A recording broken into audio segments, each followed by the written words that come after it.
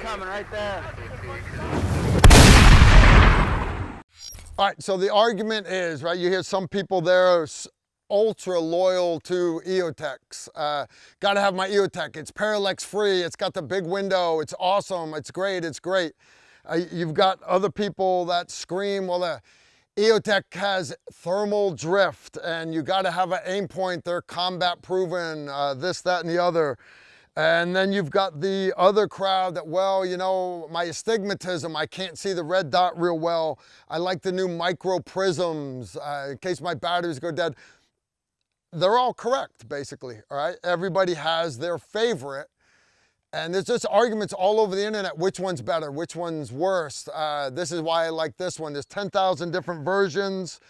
So what I've done is, what we're gonna do today is let's break it down. Why do we like red dot optics, okay? Which one is the best combat optic? I'm gonna let you guys decide, but I'm gonna give you my personal observations. How do I make this test fair? All right, what I've done is, you guys know the deal, this is my TR1 rifle, all right? It's actually serial number 0002, my personal gun. This is from Tactical Edge. I got it out of their museum. This is serial number 001, all right? You'll notice the handguard is 1/4 of an inch longer and the Tactical Rifleman logo is on the other side of the gun. It's actually on final changes, but that's serial number 1, serial number 2, my personal gun, and serial number 3, Chad Holosights. You know, the Chadsters got to represent. So we have literally identical, very, very accurate, very, very reliable blasters here. On one, we're running the holographic weapon sight, the EOTech. On 2, I'm running a red dot, all right? You guys have seen, I used to run a aim point sometimes, it's my actual aim point. All right, what I've been running, about 9 months now, this is a red dot. It's not a holographic weapon sight, it is a red dot. It's actually the SIG Romeo 8T. It's a red dot. It's square, I got that, but it's still a red dot. It's not a holographic weapon sight. And then here we have the new micro prism. This is a 1X by Primary Arms, all right? It's made by Holosun, I believe, but it's for Primary Arms. It's still got a red dot illuminated reticle in it, but it is a prism. It has an etched glass ACSS reticle in it, right? Pros and cons, pros and cons. So what is the #1 selling point right off the bat, all right?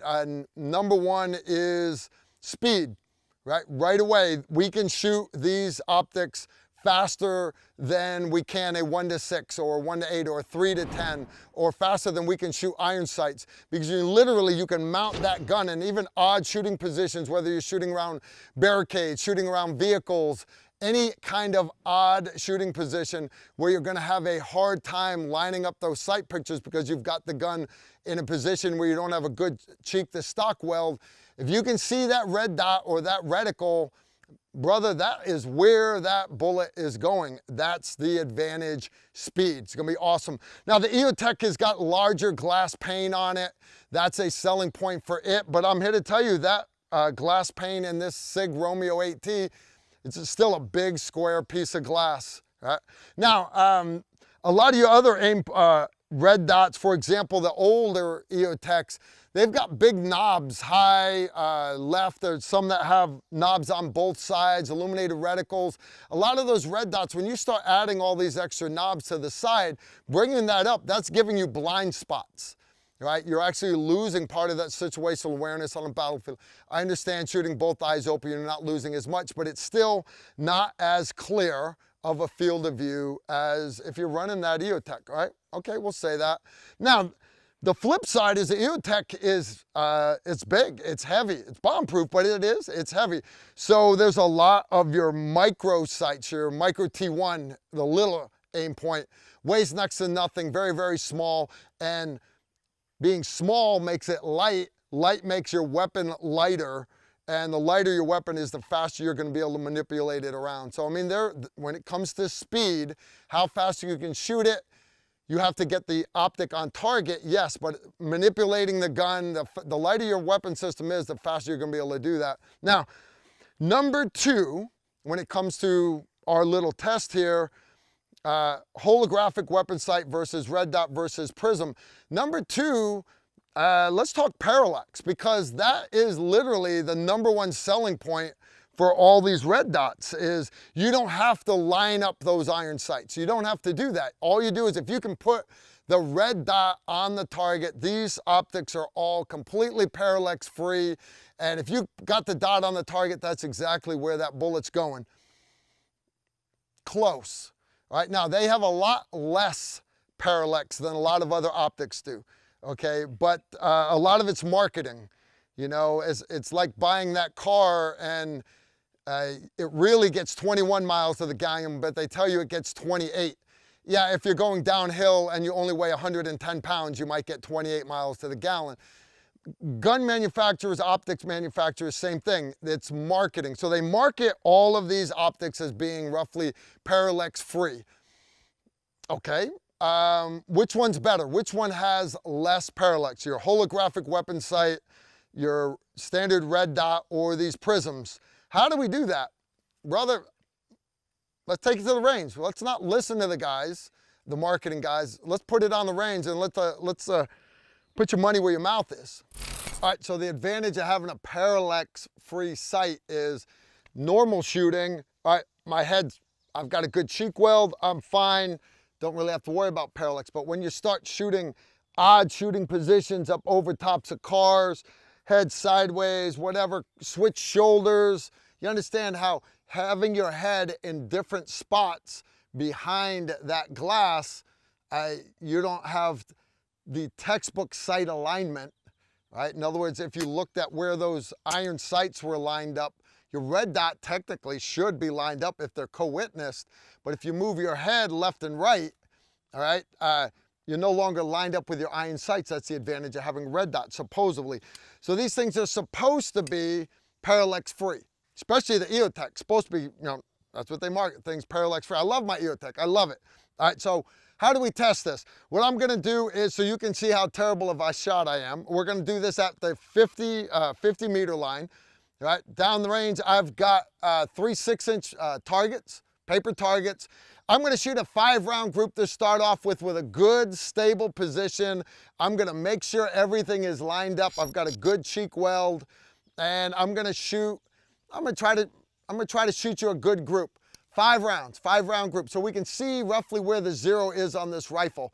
Then what I'm gonna do is I'm gonna push my eye all the way to the left as far as I can go, and I'm gonna shoot 3 more rounds, and then I'm gonna shoot my eye all the way to the right, shoot 3 more rounds. So when we get down there, technically 3 on one side, 3 on the other, 5 that first group, we should have, let's do the math here. I should have 11 bullets right smack dab in the middle. If it's parallax free, like they market, I should have 11 holes right in the middle. So we'll see. We shall see what we got. And let's try it out. I'm gonna start with my old trusty EOTech, which is a holographic weapon sight. So we should be good. Don't have a good natural point of aim yet. Let me get on this thing. We're gonna take the top target with the EOTech.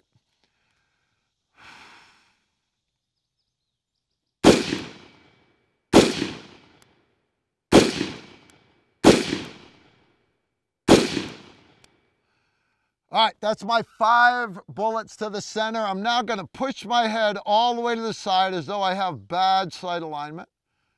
Right, that's why we own these optics.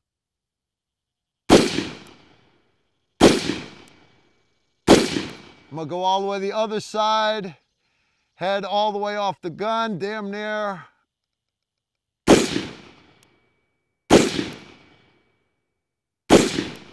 All All right, that's that gun right there.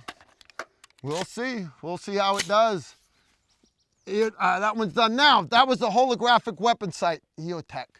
The next one, let's go to a standard red dot. Let's, in this case, we're gonna shoot the SIG Romeo 8T. Hopefully, let's see, my dot's bright enough. This is gonna work.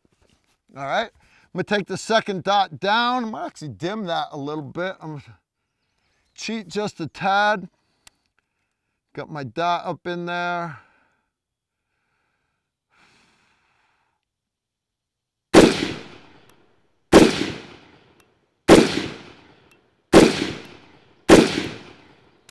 That's my 5 rounds dead center mass, confirm my 0. I'm not gonna push my dot off to the right.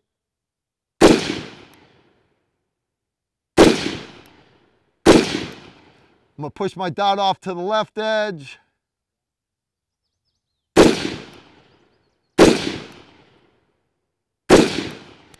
All right, that's that gun right there.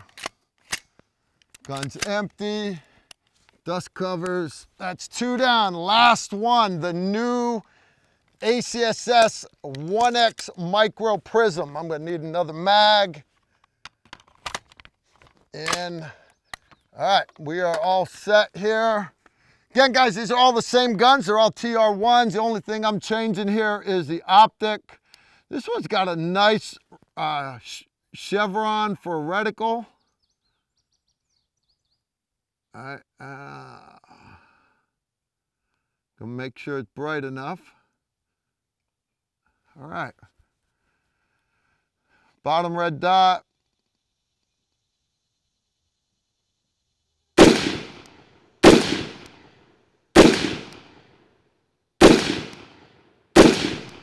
Push it all the way off to the side.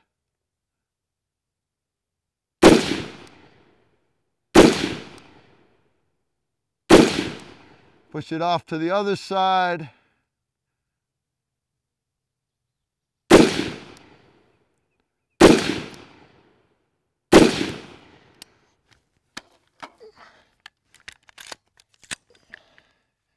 Gun's empty. I didn't change positions. I shot all 3 the same, 3 separate targets, only about a foot apart. I can't get more consistent than that. Same rifles, same ammo, same distance. Let's go check it out. All right, so the first one we shot was my trusty EOTech. You know I love my EOTech, love my EOTech. That's kind of a sloppy group, okay? I rattled off my first 5 bullets and then swung my head to one side for 3, swung my head to the other side for 3. So I was expecting have a group over here, a group over here, and 5 rounds dead, perfect in the middle. Obviously, it's not zeroed that good. But let's look at it, okay? My far left bullet is right here. My far right bullet is right here. But my height of my shot group, which shouldn't have changed at all, right, is roughly the same height. So as far as parallax shift, I'm not gonna say there's a lot. Is there some of those moved because my head was in terrible spots? Yeah, that could have been what loosened up my shot group, could be. Let's compare it to the next one. Trusty aim point, red dot, or in this case, it was the SIG Romeo 8T.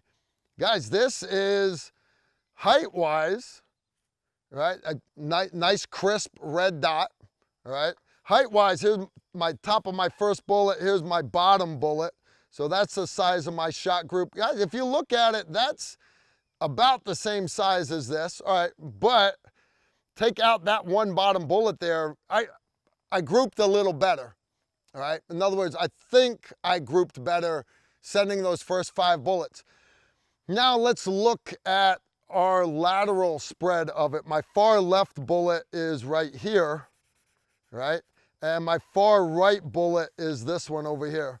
And guys, I was taking my time sending those bullets. I've got another one here. So what I'm getting at is here's my lateral spread on the EOTech, okay? A holographic weapon sight. Here is my lateral spread of this this standard red dot, in this case, the Sig Romeo 8T. Slightly larger, guys, slightly larger. Now, here's the one that surprised me. Let's do the 1X Prism. Not technically, they'll tell you it's not a red dot at all, but a lot of the fans of Prisms will tell you, yeah, but it's not a true red dot, but it's got other advantages, and it's 1X, and you can acquire it quick. All right, shot group, top, roughly right there, bottom, roughly right here. I actually got my tightest group out of all of them was with this. Now, I like the chevron, a very defined aiming point with this. Even with the red dot turned off, you can still see the etched reticle in it. Very, very accurate, but it's not magnified. It's true, right? But if we look at the lateral spread, guys, it's literally roughly the same size shot group. So what do we take away from this? One, Carl's a terrible shot at 50 meters. He should be able to group better than this. Okay, I got that. However, the big selling point that, well, you know, hey, EOTech just blows away a Prism or a regular red dot as far as parallax shift. Maybe. Bottom line, they all have a little bit of parallax. Try to keep that head as stable as you can. I try to line it up as best you can. But guys, that is where, remember, zeroing the gun, that's where my 5 bullets were.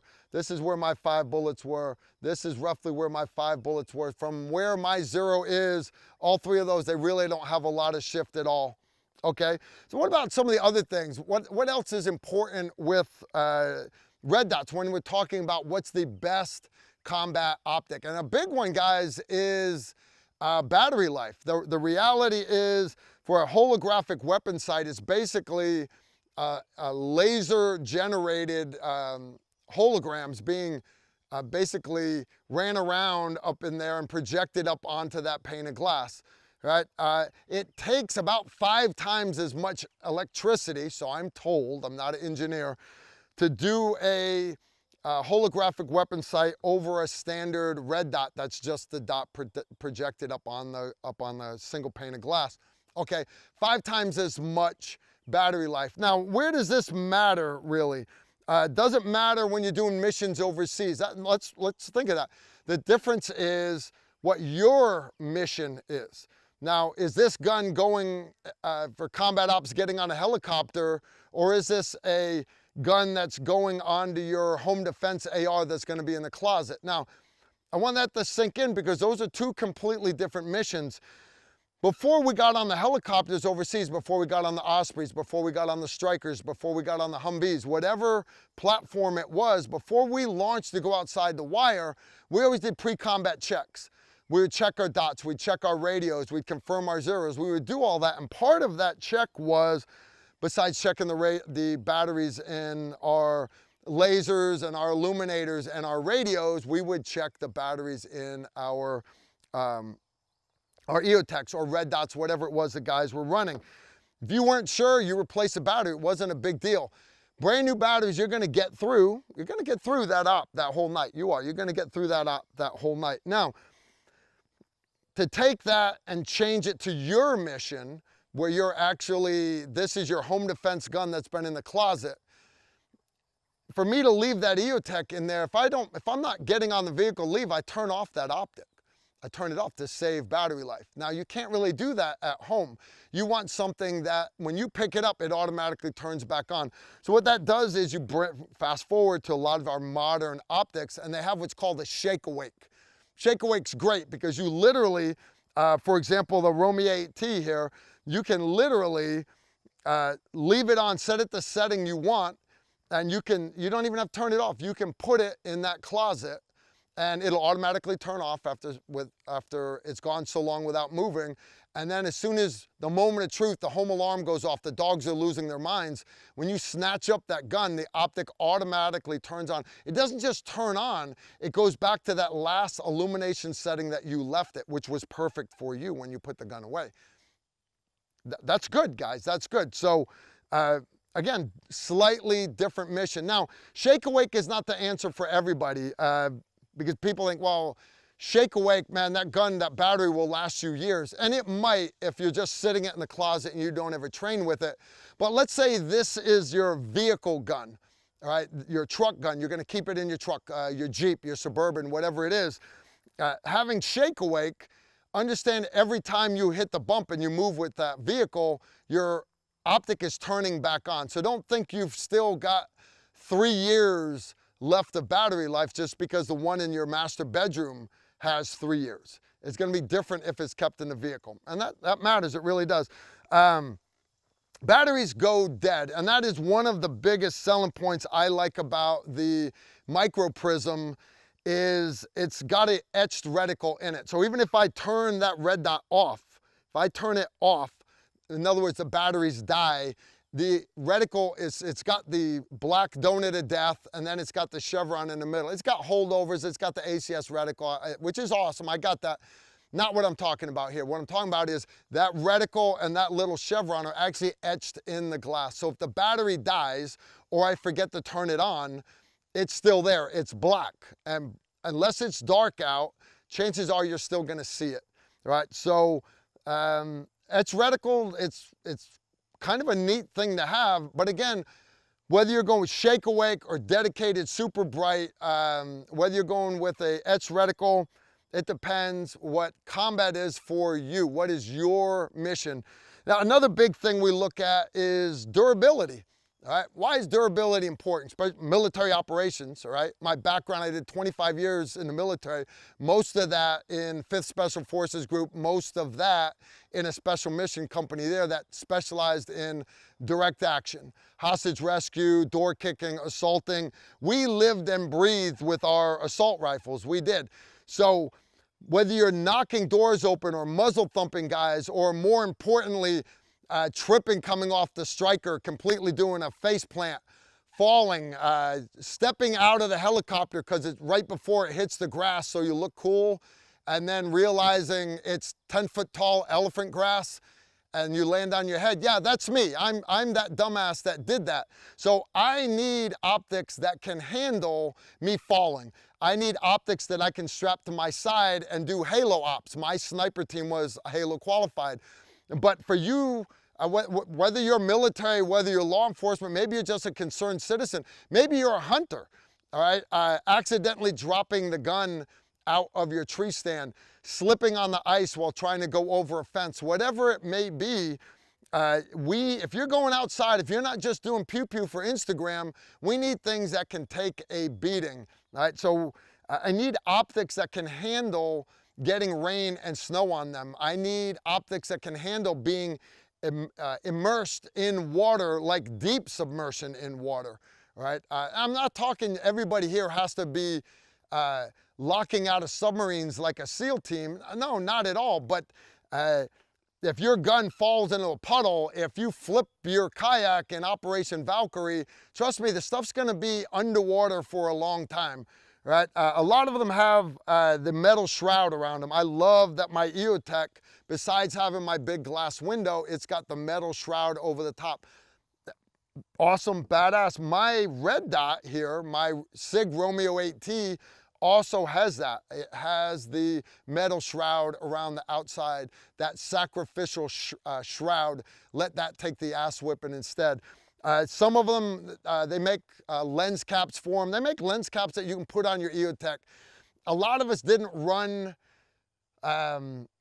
lens caps simply because that moment of truth, you bring it up and you forgot to take that lens cap off.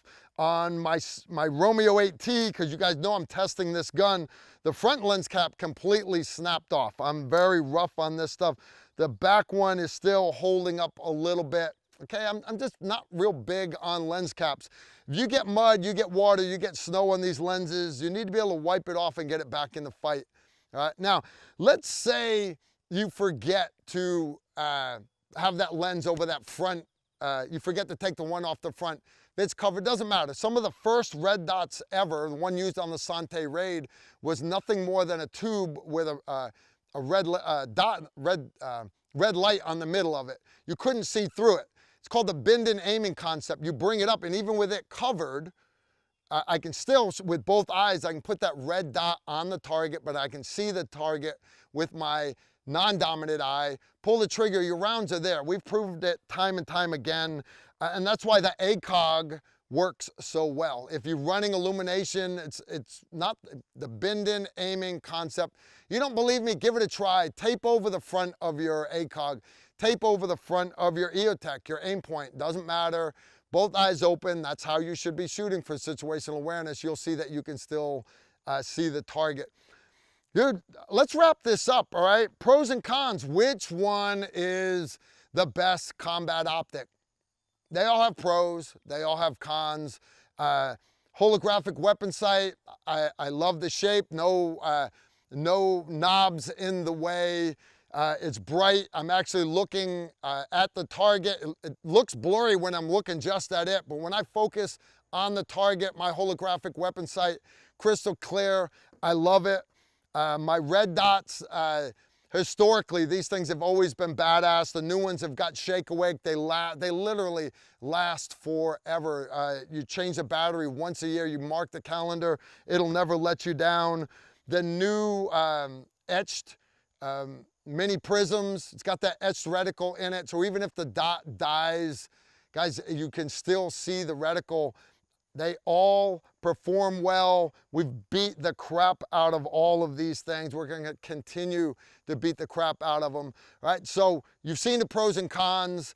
I don't know what your situation is. Your situation's different than mine. Whether you're a SWAT guy getting onto a Bearcat, whether you're a military guy getting onto the Osprey, whether you're that concerned citizen just going out to the range and you are worried about home defense or your neighborhood's defense, your situation's different. You make the decision what is best for you, right? I just want you to make it an educated decision, right? Best combat optic, that is your decision. You guys make it. I love all these optics. I love running them on all these guns. I do have favorites though, I really do. You guys decide which best for you. You decide, leave the comments below. You guys let me know which one you like the best. I really don't care, but I'll listen to your comments. I really will. You guys take care. Big shout out to the sponsor again, and I'll see you all next time. You all take care. Shoot straight.